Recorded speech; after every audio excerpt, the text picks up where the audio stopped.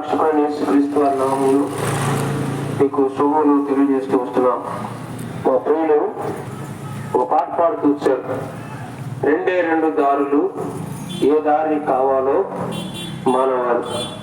పరిశుద్ధ గ్రంథమైన బైబిల్లో సృష్టికర్త దేవుడి గురించి, మానవుని గురించి, మానవుని యొక్క పతనాన్ని గురించి రాయబడుతూ వచ్చింది. ఇక్కడ చూస్తే దేవుడు ఎవరు ఎలా ఉంటాడు అంటే, బైబిల్లో దేవుడు లోకమును ఎంతో ప్రేమించను కాగా తన అద్వితీయ కుమారునిగా పుట్టిన వాడిని విశ్వాసం ఉంచువాడు నశింపక నిత్య జీవం పొందినట్లు ఆయనను అనుగ్రహించను అని రాయబడింది. దేవుడు కుమారుడు లోకం మాట ప్రబడుతూ వస్తుంది.